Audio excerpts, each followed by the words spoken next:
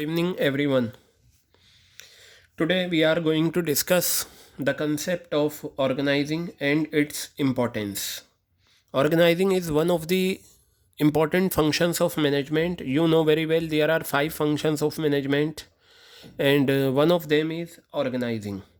Management के हर function का अपना एक कॉन्सेप्ट है, अपना एक लॉजिक है.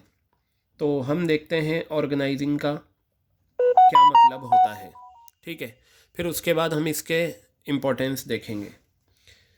बताया organising refers to arranging everything, हर चीज़ को अरेंज करना. अब हर चीज़ को अरेंज, यहाँ पर एवरीथिंग क्या है, एक ऑर्गेनाइजेशन में एम्प्लॉइज़ होते हैं जिसे हम मैन पावर बोलते हैं, उन्हें अरेंज करना है. इक्विपमेंट्स को अरेंज करना है, रॉ मटेरियल को अरेंज करना है, मतलब हर चीज़ को अरेंज करना है ऑर्डरली फॉर्म में. जैसे आप देखते हैं, आप जाइए मेडिकल स्टोर और वहाँ देखिए बॉक्सेस में मेडिसिन्स होती हैं. कोई भी कस्टमर आता है, उसे जो मेडिसिन चाहिए तो जो मेडिकल शॉप पर जो पर्सन हैंडल कर रहा है वो उसी बॉक्स से वो मेडिसिन निकाल के दे देगा, जिसे हमने पढ़ा था फेयोल के प्रिंसिपल में, प्रिंसिपल ऑफ ऑर्डर. ठीक है, तो बताया arranging everything in orderly form and making most efficient use of resources, और जितने भी रिसोर्सेज हैं उनका एफिशिएंट यूज़ होना चाहिए. जैसे बेटा रोटी क्या है, एक प्रोडक्ट है, और रोटी का रिसोर्सेज क्या है, नमक है, घी है, तेल है, आटा है, ये सारी चीज़ें. इनका जितना अच्छा आप इफ़ेक्टिव यूज़ करोगे, एफिशिएंट यूज़, आपके रिसोर्सेज अच्छे से इस्तेमाल होंगे. क्लियर हो गई बात ये.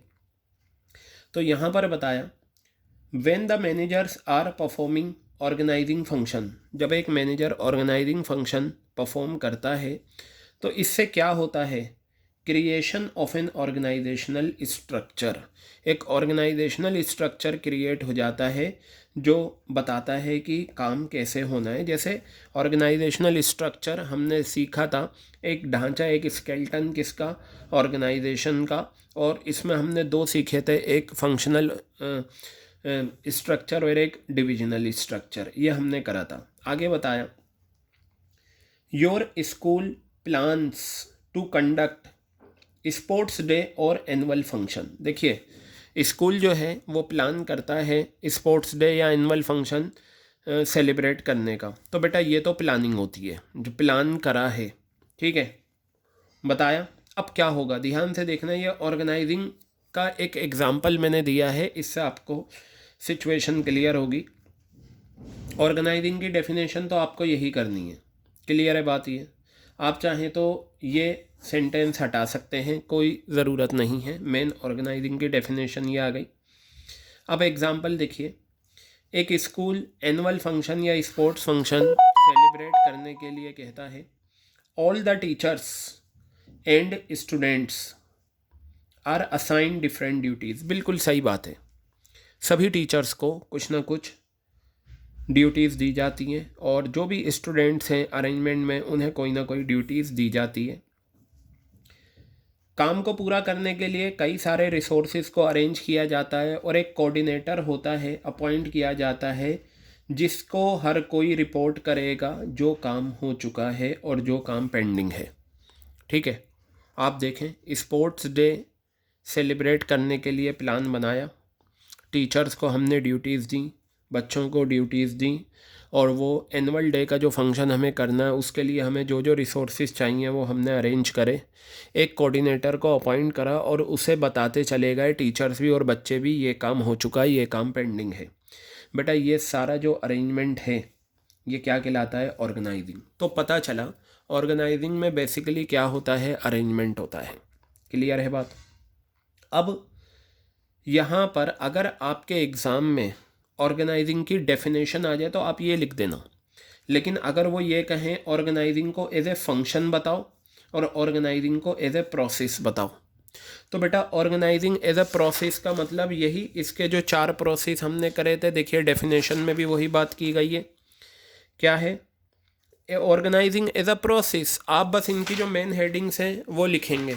अगर ये आता है define organising as a process या define organising as a function, अगर एज अ फंक्शन आता है then you will write this definition, as a process आता है आप ये लिखेंगे, और अगर सिंपल ऑर्गेनाइजिंग का कॉन्सेप्ट पूछा तो आप ये लिखेंगे। क्लियर है? बताया। Organising as a process means identifying and grouping the work to be performed, यही लिख दीजिएगा आप। आप ये चारों स्टेप्स लिख दीजिएगा, थोड़े से वर्ड्स अलग अलग हैं इसमें, ठीक है।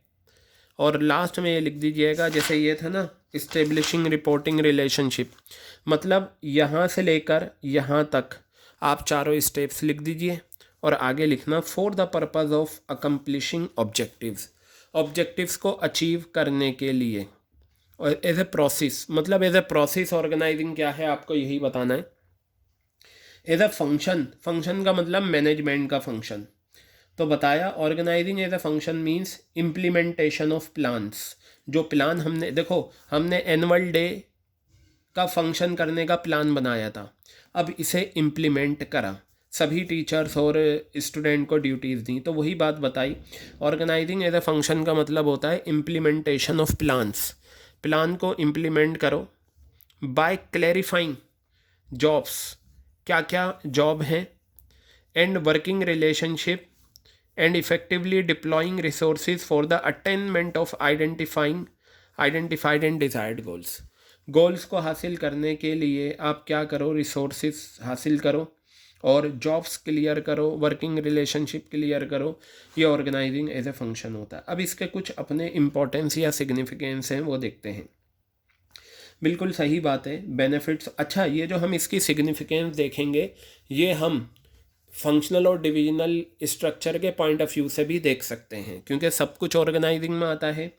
तो बताया in organising every individual is assigned a part of total work, करा था ना आपने, ये पहला पॉइंट करा था। इसमें टोटल वर्क को हम छोटे छोटे स्मॉलर यूनिट्स में बांटते हैं, और स्मॉलर यूनिट को जॉब बोलते हैं, और जॉब हर उस बंदे को दी जाती है जो वो काम कर सकता है।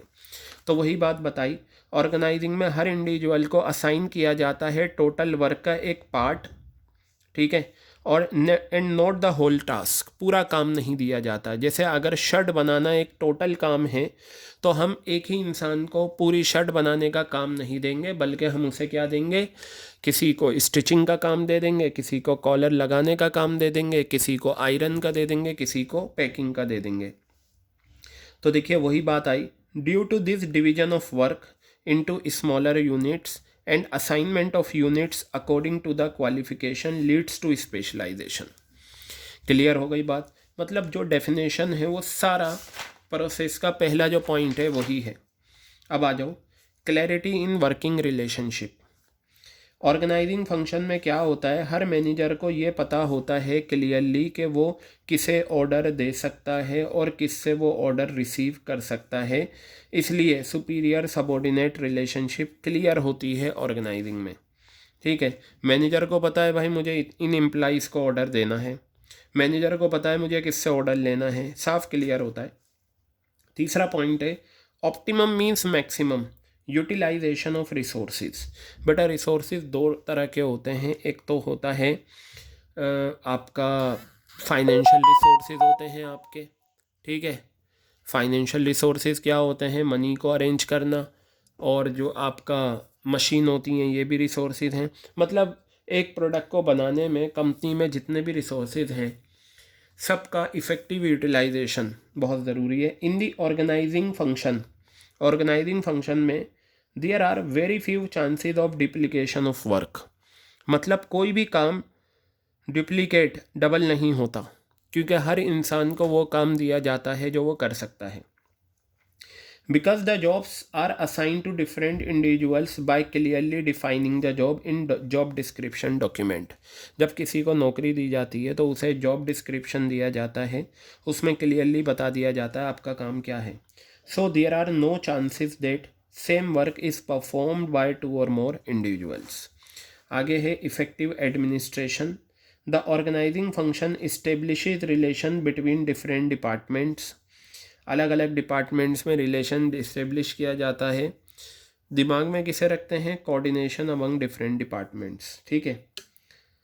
तो by bringing clarity in working relationship administrative efficiency improves. Clear है, सीधा सीधा था। अडेप्शन टू चेंज, अगर कोई चेंज आ रहा है उसे अडेप्ट करना। ऑर्गेनाइजिंग फंक्शन की हेल्प से चेंजेस अडॉप्ट किए जा सकते हैं सिर्फ उस एरिया में जहाँ पर जो बहुत ज़्यादा इन चेंजेस से अफेक्ट होगा, और changes can be easily communicated to the whole organisation through department. Clear है बात? अब बेटा ध्यान से देखिए, लास्ट पॉइंट है हमारा expansion and growth.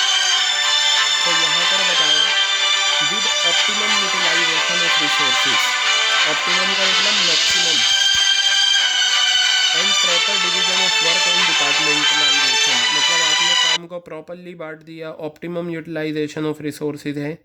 Companies can easily meet the challenges, कोई भी चैलेंज को फेस किया जा सकता है और एक्सपेंड कर सकती हैं अपनी एक्टिविटीज़ को प्लान्ड मैनर में।